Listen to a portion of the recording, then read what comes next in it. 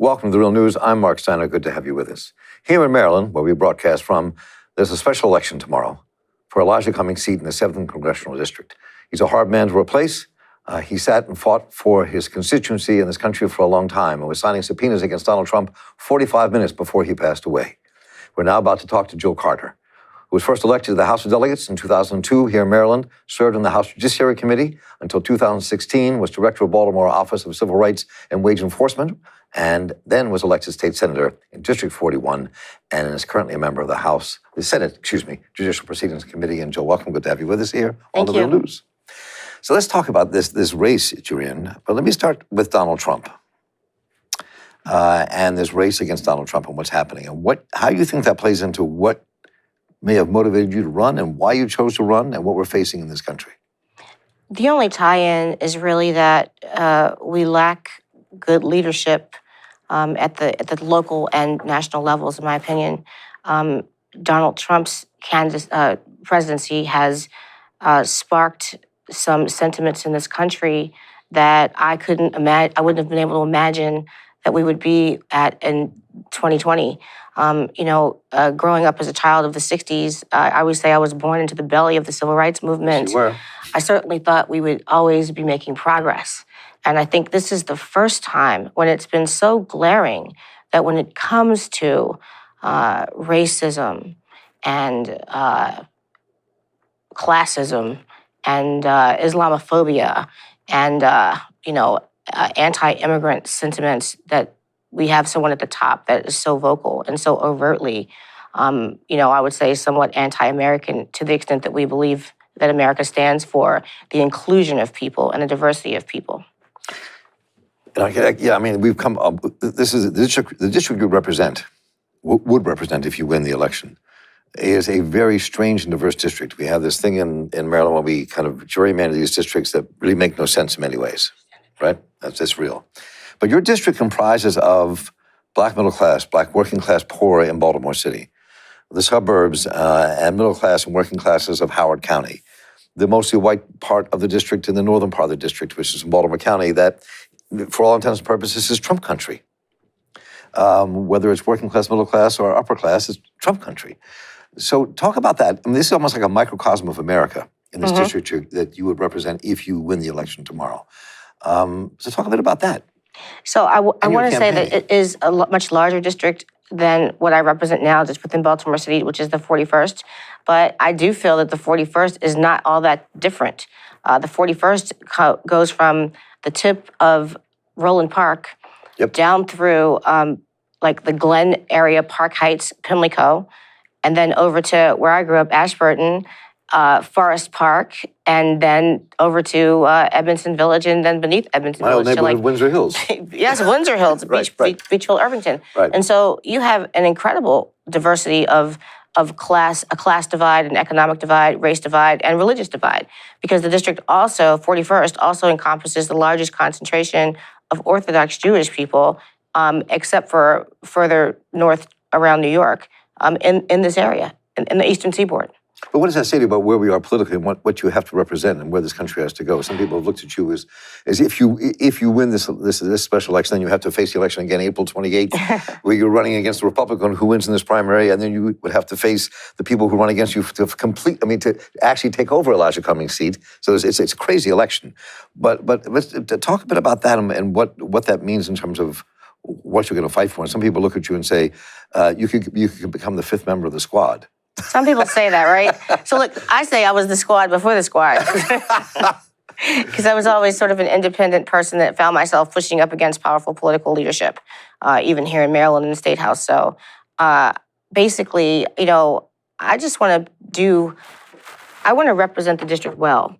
There are issues, and people always say this, where there's more that brings us together than separates us. But I can tell you a few things that mean a lot to me that do bring this district together. And from door knocking in West Baltimore, as well as in northern Baltimore County, the same thing I hear is that people are losing faith in elected officials, that they want someone they can trust. They are demoralized by a lot of what has happened here locally and nationally with elected officials. And so I think that what I offer and what I talk about is that, first I say I've been in office for about 16 years total, and I don't have any major scandals or indictments, which puts me above a lot of the fray. And then secondly, I've now been touted the anti-corruption legislator because of the University of Maryland medical system bill that I sponsored last year. And so what people want in all of the areas is good government that works for the people. What people want everywhere is no corruption and representation that puts people's needs first before their own political interest. And people are kind of tired of feeling like, there's this disconnect between what their needs are and, what happens when someone goes, whether it's to the State House in Annapolis or in Washington. What the differences are, and another thing that's very similar is our infrastructure needs are universally bad throughout the district. Our infrastructure is antiquated, and we have a real opportunity to fix that. And with the ideas, the concepts of current infrastructure resourcing and the Green New Deal, we have a chance to change that and also clean up our environment and fuel our economy in the future too. But the roads are bad everywhere. The infrastructure is bad all across. Public transportation is abysmal in just about every area of this district. And so that's another common thing. And then finally, education. People want schools that work, and they want their children to be educated well. And even people that are outside the city that I've talked to they say, I wish you could do something in the city. In fact, this is kind of funny. I've had a couple of people say, can you run for mayor and Congress? Because they feel a real fear about what's going on in Baltimore City right now. They want the schools better. They want children educated. And then I said finally, but that wasn't true. I think the other thing that's universally needed everywhere is universal health care. Because, poor people and people that don't have good jobs, that have great insurance, don't have inadequate insurance, and even older people that may even be people of means still endure, difficulties with insurance companies. And so I do believe that universal health care is a predictive inevitability, whether it happens, this year or it takes 7-10 years. I do think that's where we're going to go. And so these are the issues, I think, that bring people together. So let's talk a bit about some of these issues, the national issues you're going to face if you go to Congress. And you just about healthcare, Medicare for all, and where you stand on that. Most of the people running in this race are for a public option or for Medicare for all. I mean, some kind of universal healthcare. How do you see that happening in a country where the difficulties we'll face with like at least 2.5 million people who work in the private healthcare industry, with other people in hospitals that not even counted in that number who are involved because of the plethora of forms that have to be filled out, and every doctor's office has to hire 7 people to just do all the insurance. So how do you make that transition? How do you see Medicare for all coming to reality? I do see it having to go through a transition until we get there. But my fundamental belief is that whatever the administrative difficulties are, even when it comes to jobs, though we can figure out how to still have people maintain jobs that work in the insurance industry now. They can work for the government entity in some way. So I don't look at it just like, oh, what do we do with the jobs? But I think that, we've made a terrible mistake by commodifying healthcare and by favoring this idea. First of all, the one thing, and we hear it all the time, people say, I like my insurance. But even the idea that you would favor an insurance that you like versus the idea that you could have complete coverage. And so what the proposal that I support most that's now before Congress that is gaining ground, it's had 4 substantive hearings in the House so far, 1384, which is sponsored by Rep. Jayapal. It's not the Medicare that we know and that's limited right now that only older people have. It's a much broader idea of Medicare, and it would encompass vision, hearing, long-term care, which is very important for older adults, and it would just be more encompassing, including what people really are concerned about too is mental health care. So I think we move there in steps. And I think it's possible to do, but of course, like most things that we plan to do, it's going to really depend on who becomes the next president. Just about every president on the Democrat side, except one, is saying that they favor moving toward universal health care. So the other issues facing this, before we go back to Congress here, I want to talk about Congress and let's say places like Baltimore City. And what you fight for as a congresswoman in this city. People are talking about all these law and order kind of resolutions to what we face. People are terrified of violence and crime in the city. There's no question about it. But there's also where it comes from, which is the embedded poverty out of racism and people losing their jobs and being stuck in dystopian worlds. People don't even understand if you don't live in them and walk through them or spend time in them. So what would you say to that if you were in U.S. Congress? So part of why we have the difficulty that we have and the really the horrific divide we have in Baltimore, and which is a root cause of the crime, is because of the bad decisions that were made in the past.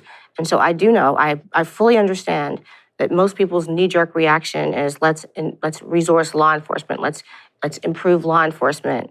I don't believe that is the number one solution or even the first priority. I think the first priority is to work toward bringing more equity. And I also think that violence prevention programs that work are important. And I do understand that people initially, when they hear that, they're like, oh, programs.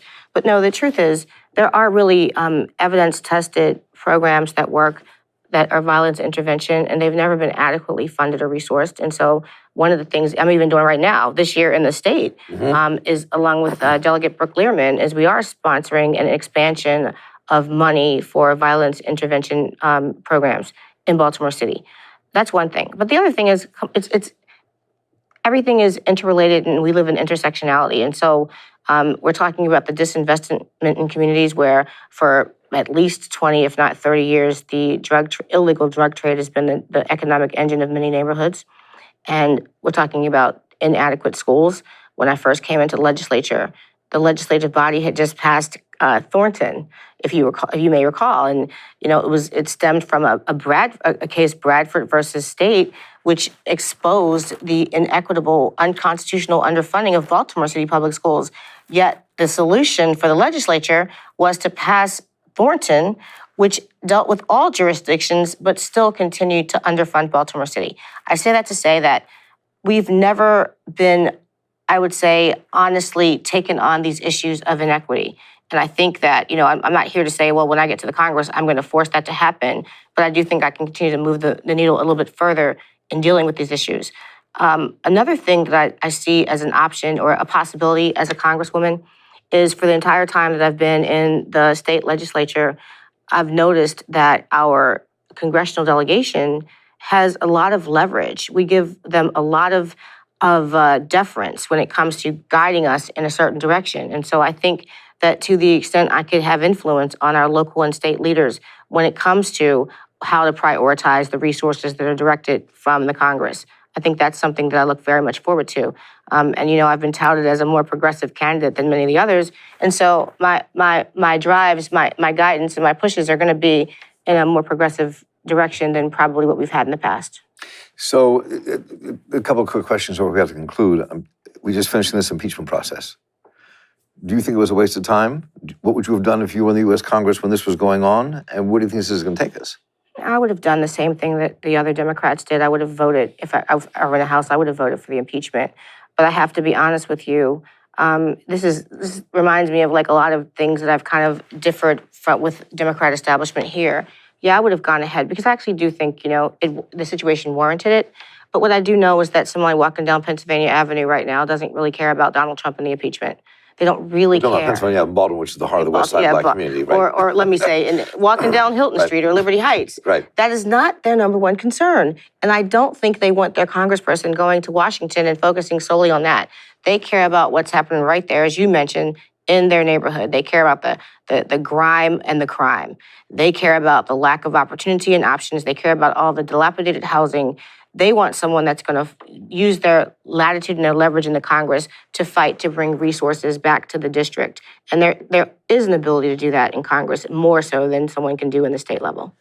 So do you see the new green economy as part of that? You've mentioned that in your campaigns. It has to be. I mean, I know that, we are woefully undereducated about the climate crisis, including me. I mean, it's taken me several years, maybe multiple years. When I first heard about it many years ago, I too was like, I got other things to deal with. But I do believe that, we are in a crisis and that we have to do something if we want to save life on the planet. But the good news is that as we work toward fixing it, we also have a chance to rebuild our I say infrastructure a lot, rebuild housing, rebuild transportation, rebuild a lot of things that will give people opportunities and chances to work. So we clean up our environment, and we also create a new economy too. That's a global view, and it's gonna take a lot of filling in. It's going to take a lot of figuring out specifically how that works, for example, for Baltimore. But we know it has to work because look at our city. Look at it's decades now of row after row, block after block of housing that is completely abandoned and it's worthless, no value because it's taking up space and attracting all kinds of undesirable things. We could be, putting people in homes and clean green homes, and we could be hiring people and employing people to rebuild our city. So finally, Jill, let's talk a bit about your closing thoughts here. Tomorrow morning, people will go to the polls. We'll be at the polls all day long in the 7th District.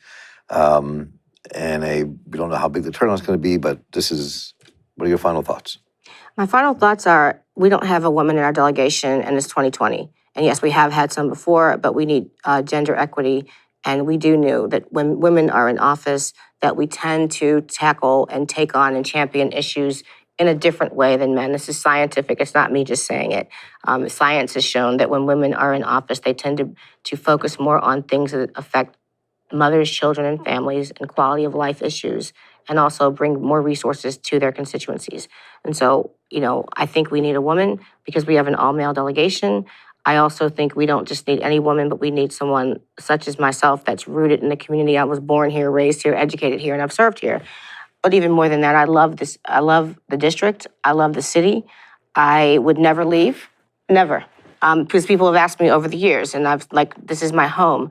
This is the home, and if I can just take the liberty of saying, this is the home where I grew up as a little girl believing that one day we would have equity and equality, and that we would have a beautiful society. And I thought that because I grew up with people like my father, Walter P. Carter, that was fighting for it. I grew up with Perrin J. Mitchell. I grew up with Vernon Dobson. I grew up with people that were working every day using their lives to make that happen. Now, once some of them were gone, the ball, I would say, got dropped a bit.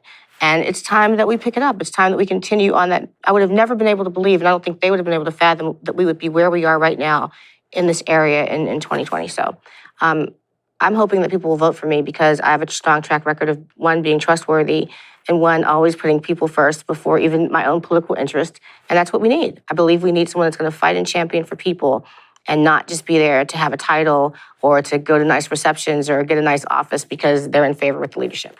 So thank you, State Senator Jill Carter. Good to have you with us here. Tomorrow is Election Day, February the 4th. And reminding all of you out there who are in Maryland, who are in the 7th District, if you're going to vote tomorrow, you can register tomorrow at the polls and vote.